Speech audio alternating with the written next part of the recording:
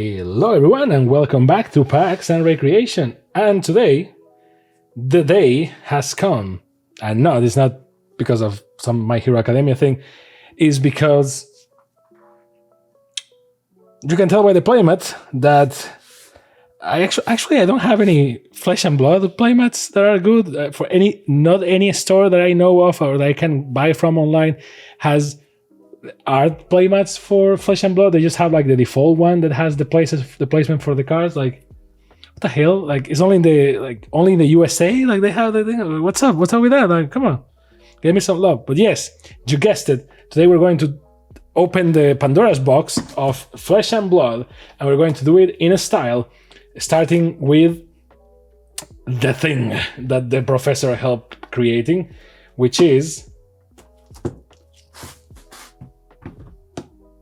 the Around the Table LSS Cross TCC.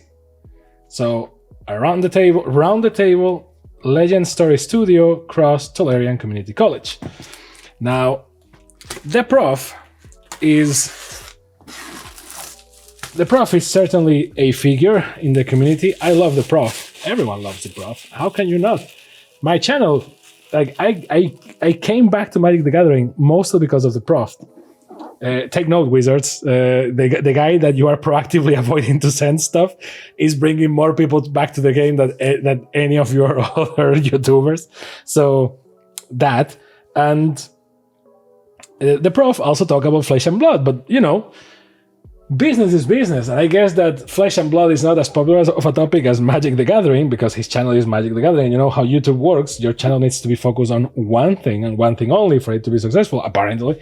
And he doesn't cover Flesh and Blood that much, but he goes to Flesh and Blood conferences and he collaborates with them in products, so I guess he likes Flesh and Blood. He just doesn't talk about that much, which is a shame, because Flesh and Blood is technically the Magic the Gathering killer, technically, but not really. So let's focus on the thing. What does it say? Legend Story Studios and the Professor have teamed up through our shared passion for bringing people together in the flesh and blood through the common language of playing great games. We are proud to collaborate with the Professor himself, one of the world's leading advocates of social gaming, to get you round the table, enjoying great games with your friends, family, and fellow gamers. Flesh and Blood Round the Table LSS Cross TCC contains 4 ready-to-play Blitz decks and a 24-inch rubber playmat, so this is the moment. Designed for fun, free-flowing multiplayer gaming, best experience with 4 players. Play as the Professor, a mechanologist who brings visionary technology to the arena with his Evo equipment. Entertain the crowd as Melody the Bard and have the entire table singing.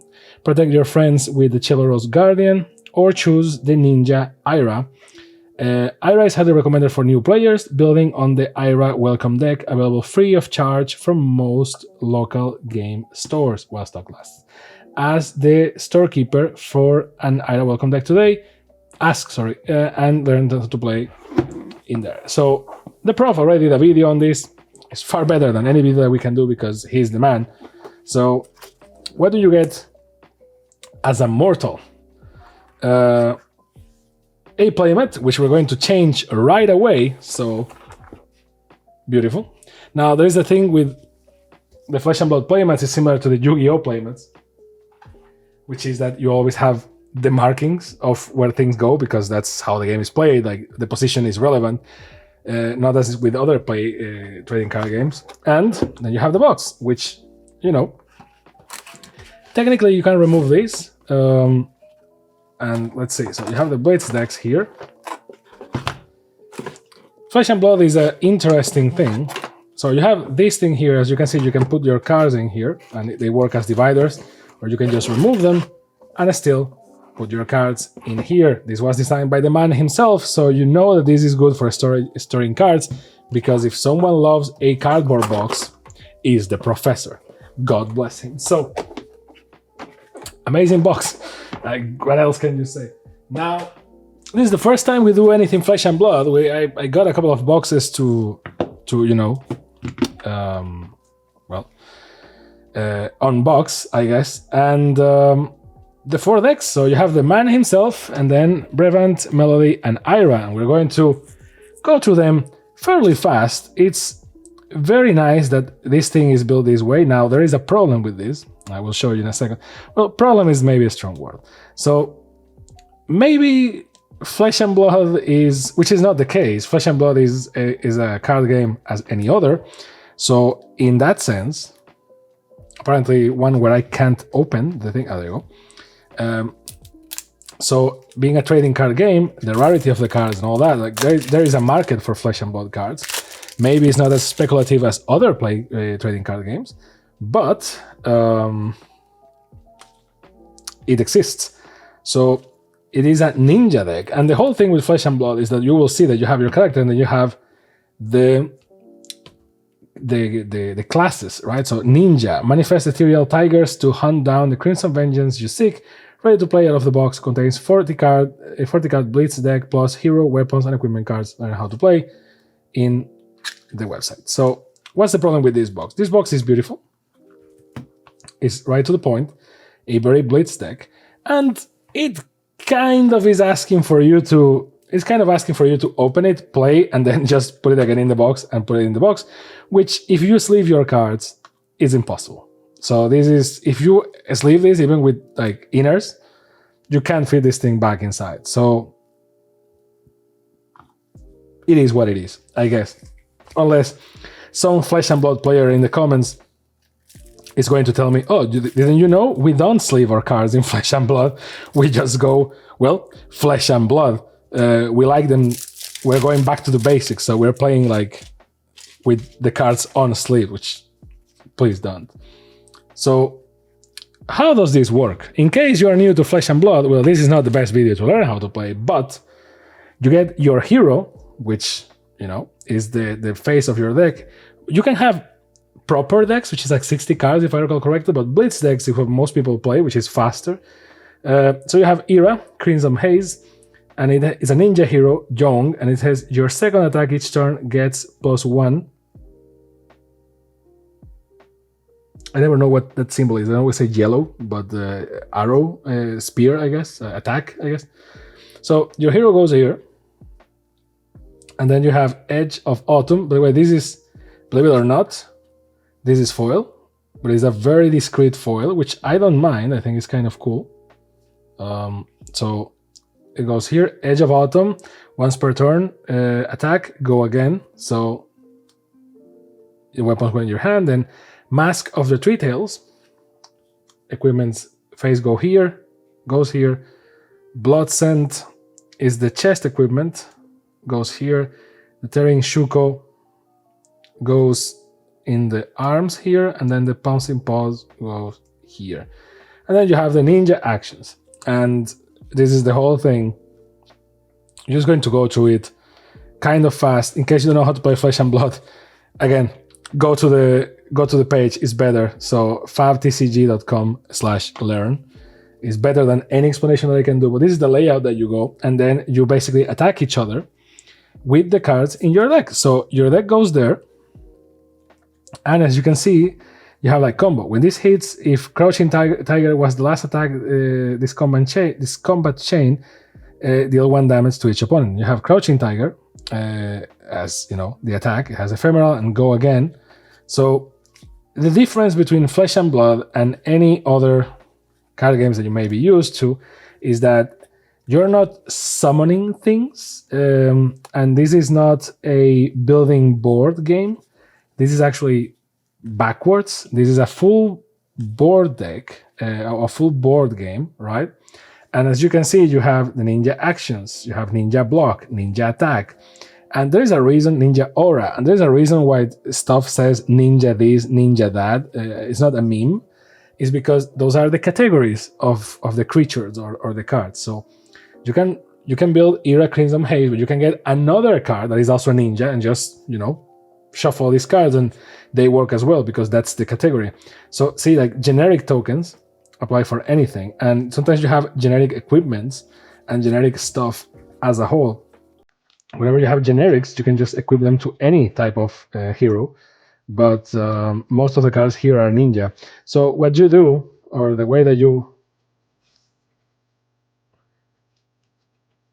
Crouching Tiger doesn't have a. Do they have a back? Okay. So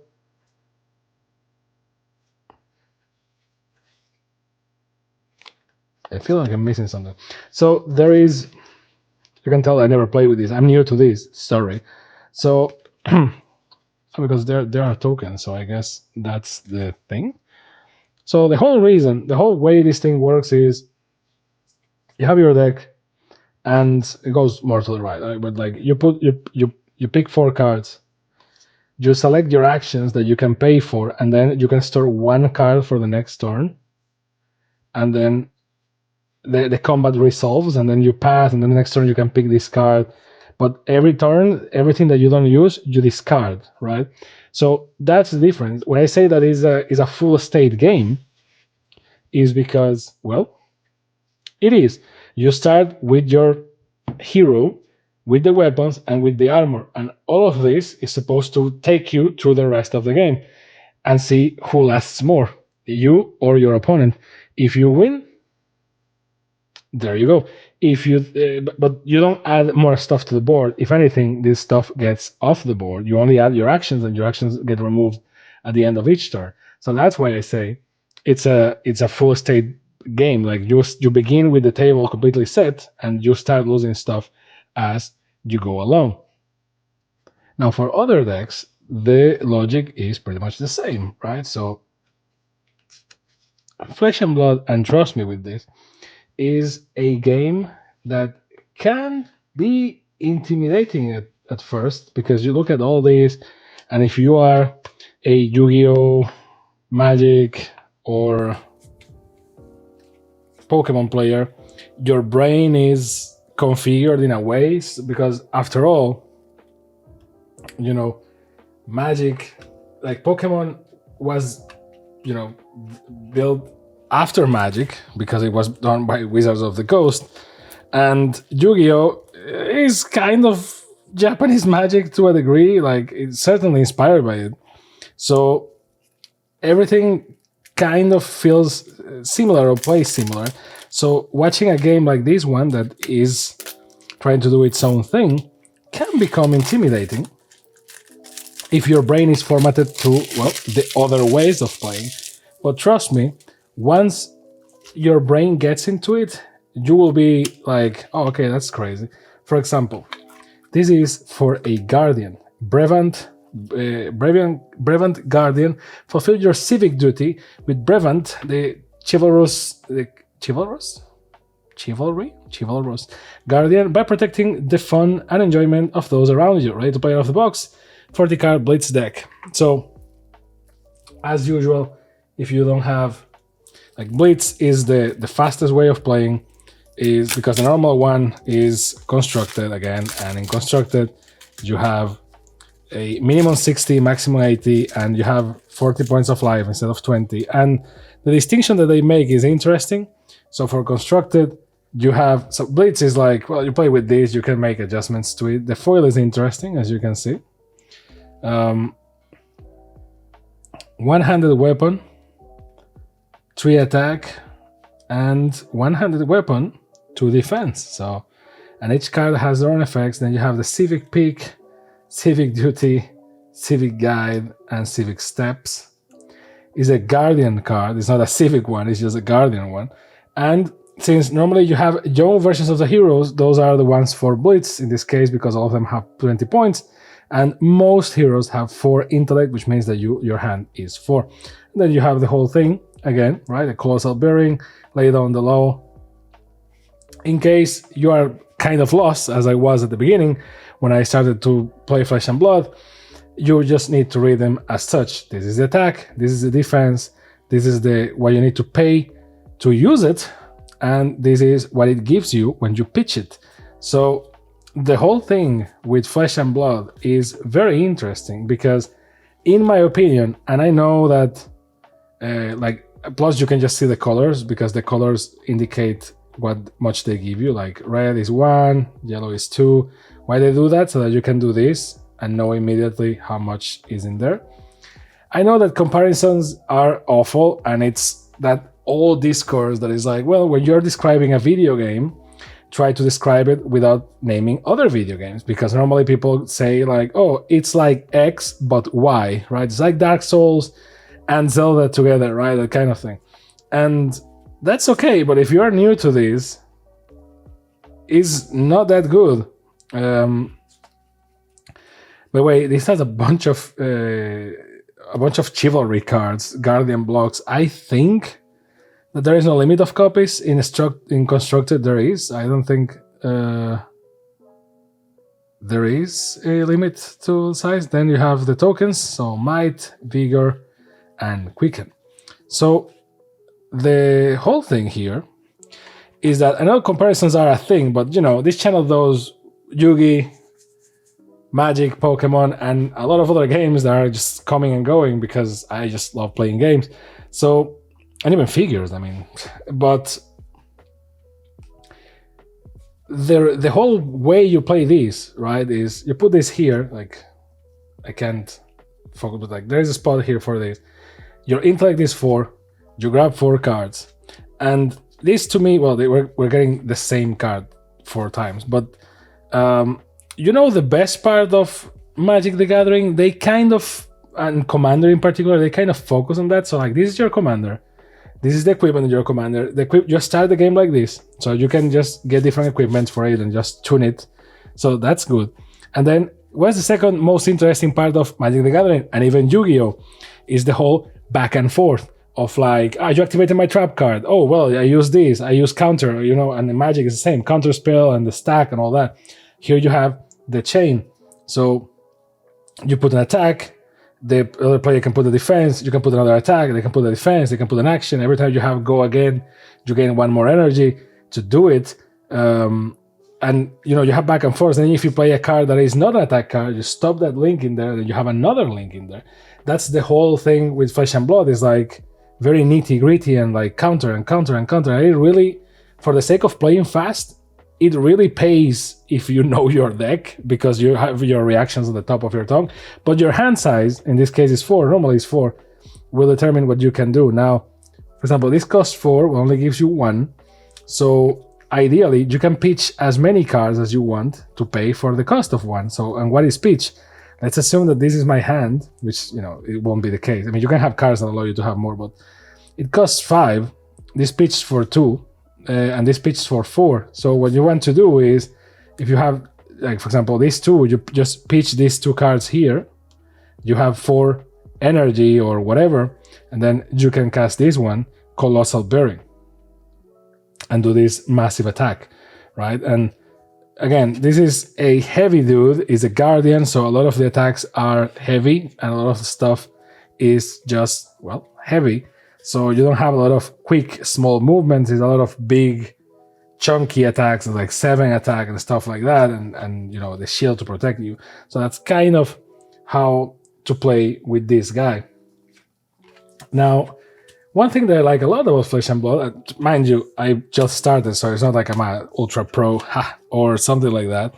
It's that the theme, actually, a theme of, or the class of your hero, actually dictates the play style. And normally that's a thing that you will be like, well, that's in every game. It's like, no, not really. Like, electric Pokemon don't all behave the same, and warriors in Yu-Gi-Oh don't all behave the same, and warriors in Magic don't all behave the same. And it's not like they behave the same here. But for example, this is the Bard, and this is a good mix if this is like your welcome to Flesh and Blood kind of pack, which is my case, because you have a ninja, which is always cool. You have a guardian, you have a bard, and then you have a mechanologist, which is kind of whatever. But it's the prof, so we will allow it. And it has it has 2 foils, like your main weapon and your main hero card. So you get hooked into it, and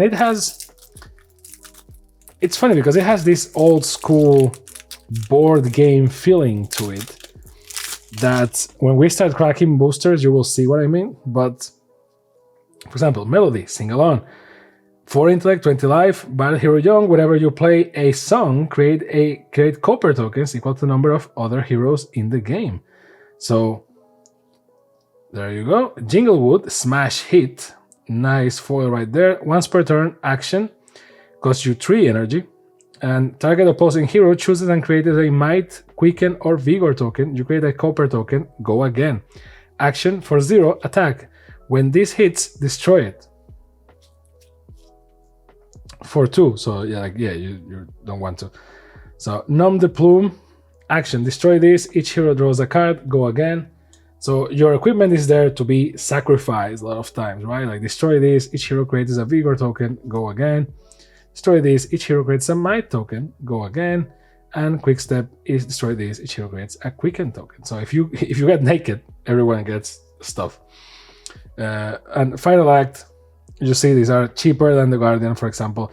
When this attacks, it gets plus X attack, where X is twice the number of cards in all pitch zones. So it's a very different kind of deck compared to the Ninja, which is like a lot of small, quick attacks, and the Guardians is like a lot of heavy attacks. This is just very chaotic and party-like,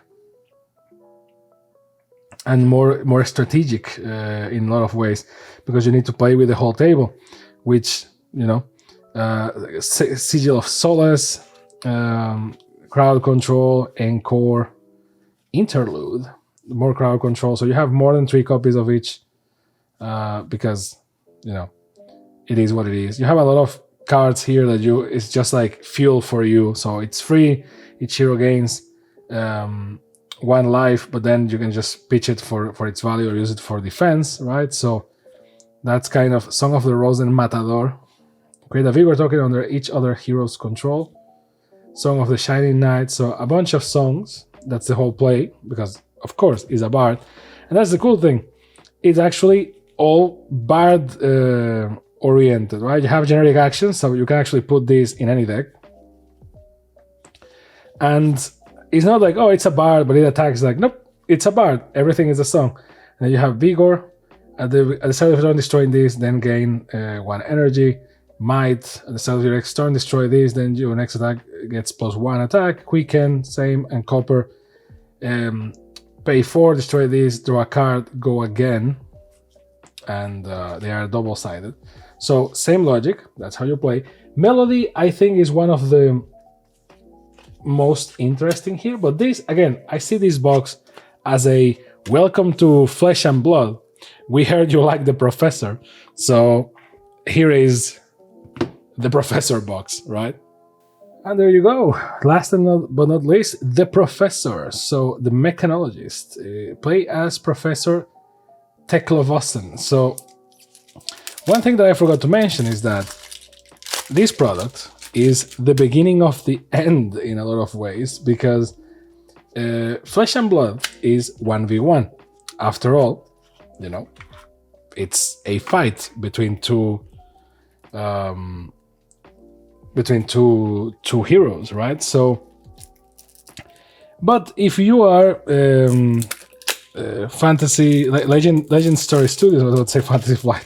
If you are Legend Story Studios, you know what the target to beat is. Even if you don't see this as a competition, if you're a business, you need to target the most successful one or try to go after the same public. So this is what translates into what this box is about. As you have realized, it has 4 decks, and that's weird because Flesh and Blood is normally 1v1, and it's a thing that only comes with 1 playmat. Ideally, like obviously in an ideal world, it should come with 4 playmats, but it will be too expensive and too big of a box. So only if they do it like Yu-Gi-Oh, like 4 paper playmats, but that will be meh. So I guess that 1 is okay, and then you have the reference for the rest of the table, I guess.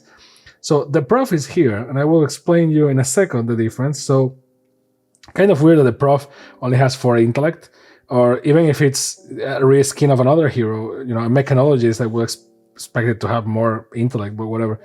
Evos cost 1 less to play for each opposing hero. You may play Evos from your banished zone.